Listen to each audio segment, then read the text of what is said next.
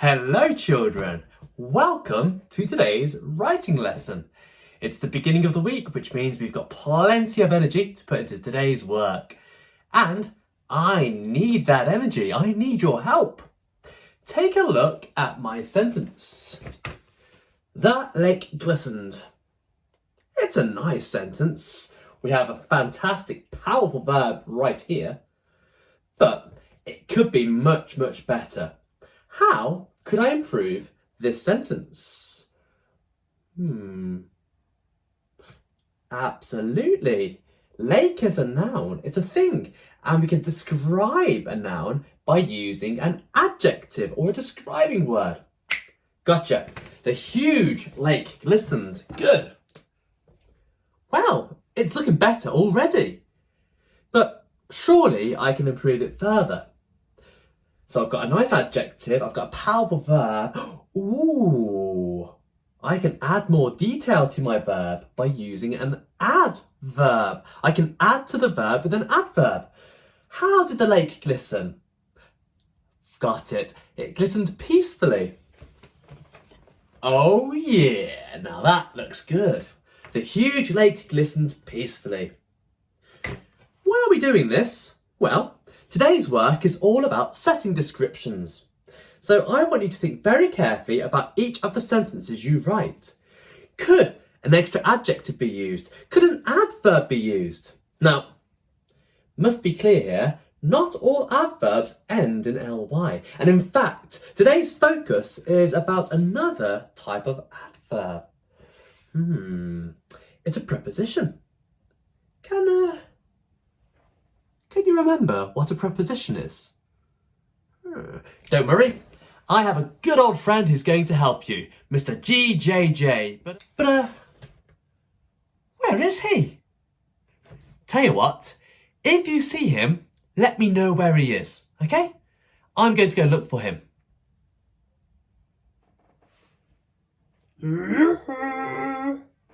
Hello! Over here! Was that him? Where is he, year two? You'll never find me! I can't see him, year two. Hello! Wait, where is he now? Hello! Year two, I think you're lying. I can't see him anywhere. Hello! Where is he now?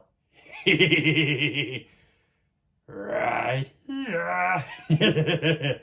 Yes, you've been using prepositions.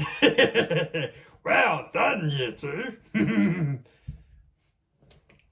Well done, year two. You did it. You used prepositions. And prepositions are...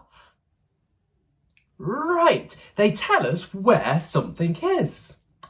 Where is the window? It's to my right. For you, it's on the left. Where is the floor? Beneath my feet. Where is my hair? On top of my head. So to the right, beneath my feet, on top of my head, they are all prepositions because they tell us where something is. Now, can I add a preposition to this sentence? The huge lake glistened peacefully. Yes, I can. The huge lake glistened peacefully in the middle of the park. Ta-da! What do you think? The huge lake glistened peacefully in the middle of the park. Is that a good sentence? Absolutely, yes. Think about what we started with. The lake glistened. We added adjectives, adverbs, and a preposition, another type of adverb. That is amazing. Right, that's the level of sentence I'm looking for today. I have a question for you. Do prepositions always have to go at the end of a sentence? No, you're absolutely right. They do not. They can go at the beginning of a sentence too. Shall we take a look? So, rather than writing, the huge lake glistened peacefully in the middle of the park, I could write, in the middle of the park, comma, the huge lake glistens peacefully. There we go, year 2. Once again, I've underlined the preposition, and you can see I've put it at the beginning of my sentence.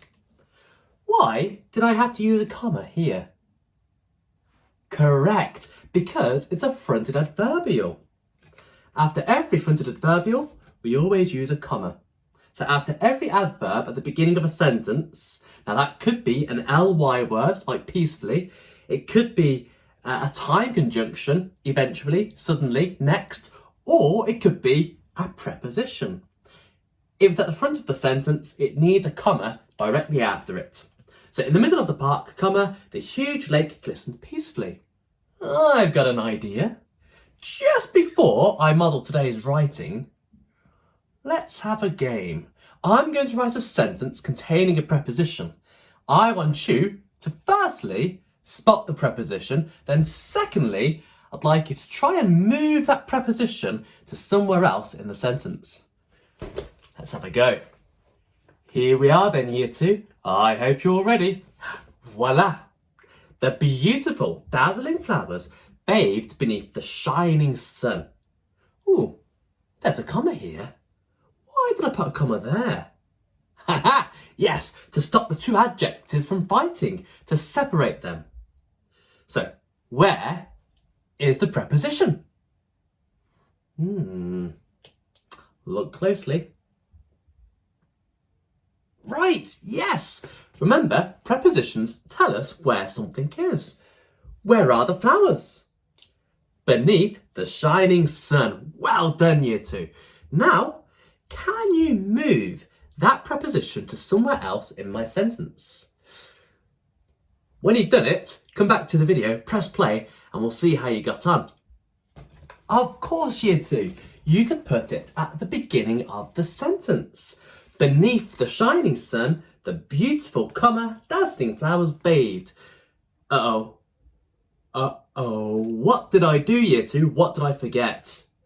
Yes, this is now a fronted adverbial. It's an adverb at the front of my sentence, which means I need a comma right there. I need a comma after my fronted adverbial.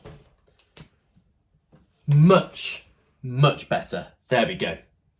Okay, time to have a look at today's writing. Today, you are going to be writing a setting description. Now, setting descriptions are really important. You'll often find them at the beginning of a story because they paint a vivid picture for the reader. They paint a vivid picture of where the main character lives or of where the main character is travelling to. Now, we want the reader to be able to imagine it really clearly. So we need adjectives. We need those prepositions. We might want some of those adverbs. Let's just take another listen to this part of today's chapter of The Hodgehog. They were sitting in a flower bed at their home, the garden of number 5A of a row of semi-detached houses in a suburban street. On the other side of the road was a park, very popular with local hedgehogs on account of the good hunting it offered, as well as worms and slugs and snails, which they could find in their own gardens. There were special attractions in the park. Mice lived under the bandstand, feasting on the crumbs dropped from listeners' sandwiches. Frogs dwelt in the lily pond, and in the ornamental gardens, grass snakes slithered through the shrubbery. All these creatures were regarded as great delicacies by the hedgehogs, and they could never resist the occasional night sport in the park. But to reach it, they had to cross the busy road. So today, we are going to describe that park. The park with the bandstand, the lily pond and the ornamental gardens, and with the mice, frogs and the grass snakes. Are you up to today's challenge? Glad to hear it, year 2. Let's have a go. So, in the corner of my page, I am going to draw Sensitive Sam, just to remind me to describe all 5 senses. There we go. All set. Thanks, Sam. How shall I start my first sentence? Well, why don't we start it with a preposition, since that's what we've been learning about today. In the middle... No. I've got it. Across the busy road. Don't forget, Year 2, after every fronted adverbial, you need a comma. Across the incredibly busy road, comma. At the end of my sentence, I need a full stop. Should I begin my second sentence with a preposition also? I would argue probably not, because if you start every sentence in exactly the same way, it's going to get a little bit boring. Across the incredibly busy road, there was a glorious and magnificent park. This park was filled with all sorts of strange, fantastic, and delicious books. Wait a second, I just used the adjectives. Strange, fantastic, delicious. If I'm going to use the adjectives in a sentence, what should I use to separate those adjectives? Well, it's a list sentence. List sentences are perfect for setting descriptions. I need a comma to separate the first two items, strange, comma, fantastic, and then here I need, yes, Year 2, I need the word and. This park was filled with all sorts of strange, comma, fantastic and delicious books. Good. Okay, now then, I could probably go back to using a fronted adverbial. Another preposition. In the middle of the park, there was the bandstand, which was tall and wide and decorative. Yes, good. Full stop. Again, Year 2, I've written a list sentence. So I remember to include my comma and my and. In the middle of the park, comma, there was a tall, comma, wide and decorative bandstand. This is a fantastic start to a setting description. Not only have I included those prepositions, but I've also got some fantastic adjectives and list sentences. Brilliant. But so far, I've only described what can be seen. So let's cross off those eyes. Now let's think about some of the other senses. I know, what can be heard high up in the air? Yes, the birds. Birds sang. Now here would be a great opportunity to include an adverb, an ly word. How did they sing? Ooh, beautifully. So in this sentence, again, I've got a preposition, but I haven't used it as a fronted adverbial. Instead, the preposition comes at the end of my sentence.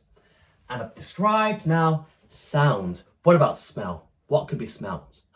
The flowers or the lilies on top of the pond. How could I describe the pond? On top of a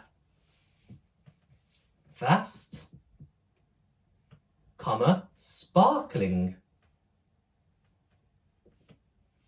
pond. So far I've written on top of a vast, comma, sparkling pond, comma, bright pink lilies smelt. I need an adjective. How did they smell? Beautiful. No, I've already used beautiful. They smelt fantastic. I could use fantastic. Heavenly. They smelt heavenly. Wow, brilliant adjective. And full stop. I haven't finished Year 2, not by any means. I mean, I've still got to describe what could be felt, but that is a magnificent start to a setting description. I've tried really hard to include all of the things we've talked about today. Adverbs, adjectives, prepositions. I've also tried to describe each of those 5 senses, except for taste. I don't think I can describe taste, not really.